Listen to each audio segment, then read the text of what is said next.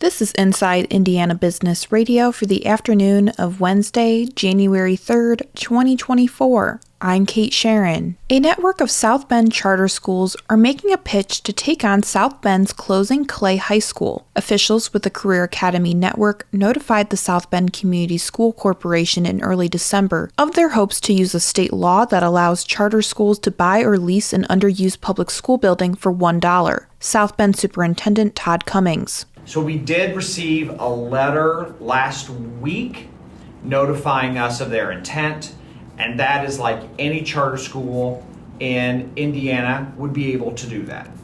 And so they notified us of their interest. We let our board and general counsel know, and we plan to follow all the statutory requirements to the end. Network leaders say they hope to reopen the school after its planned closure this summer as a 6th through 12th grade serving charter school with a focus on STEM and career readiness. The South Bend School District, however, is seeking clarity from state officials on their next steps after they say they had been led to believe they fulfilled their obligations under the law and were no longer required to offer the Clay building for $1. South Bend District officials say not knowing whether they could be made to sell the school has affected their ability to plan future uses for the building.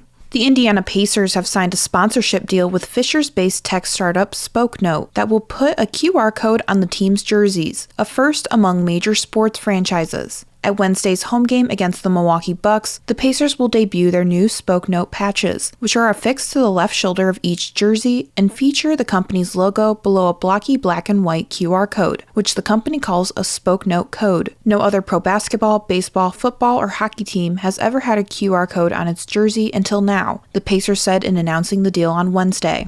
Valparaiso-based gas station chain Family Express plans to expand its footprint and do so with a new look targeting younger people, our partners at the Times of Northwest Indiana report. The company plans to open 20 new locations served by its central distribution hub on Indiana 49. The chain has over 80 stores across Northwest and Central Indiana currently. The new stores will exchange its classic colonial look for a more contemporary design to target younger demographics. From the number one source for Indiana business news, this is Inside Indiana Business Radio.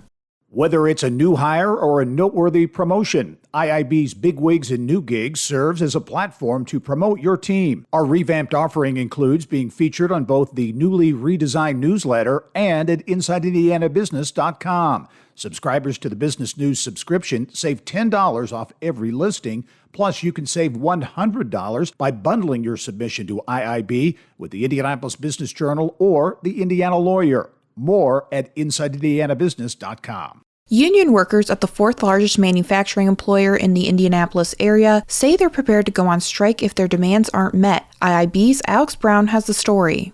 The 1,500 members of UAW Local 933 are making plans to walk out at Allison Transmission if the Speedway-based auto manufacturer, which makes commercial-duty automatic transmissions and hybrid propulsion systems, doesn't meet the union's demands. The union is asking the company to eliminate a tiered system of wages that was introduced following a widespread crisis in the U.S. auto industry resulting from the 2008 global recession. They're also asking for wage increases, cost of living adjustments, and improved health care and pension plans. The members have been working under the terms of a collective bargaining agreement that expired November 15th, according to the company. On November 22nd, the two parties reached a tentative agreement on a new 4-year contract, but Local 933 bargaining chair George Freeman said more than 95% of union members voted to reject it. He said they did not give the company a deadline for when they might strike. Of the company's 3,500 workers, 3,000 live in Indiana. Freeman said the union plans to return to the negotiating table today in hopes of reaching an agreement. Alex Brown, Inside Indiana Business Radio. Stark County machining startup Wakel Machining LLC opened its new precision machine shop Tuesday in the Knox Industrial Park. The facility will create new parts and repair equipment for local clients. With the support of the Stark County Economic Development Foundation and the City of Knox, the company plans to provide career opportunities to local students and encourage them to stay in Stark County. Wakel will begin with 2 employees and hope to double that number by next year.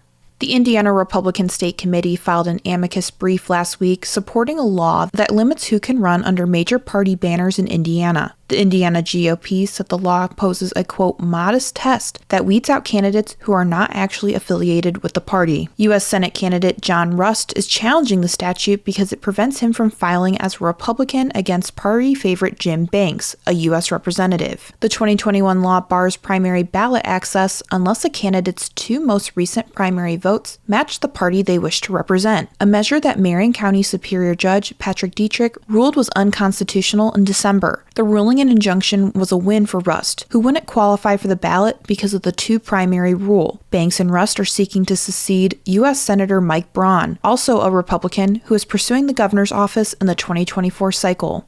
America's employers posted 8.8 million job openings in November, down slightly from October and the fewest since March 2021. But demand for workers remains strong by historical standards, despite higher interest rates. Wednesday's report from the Labor Department showed that the number of job vacancies dipped from 8.9 million in October. It also showed that the number of people quitting their jobs, a sign of confidence in the labor market, fell to its lowest level since February 2021. The number of quits is now roughly where it stood before the pandemic erupted nearly 4 years ago.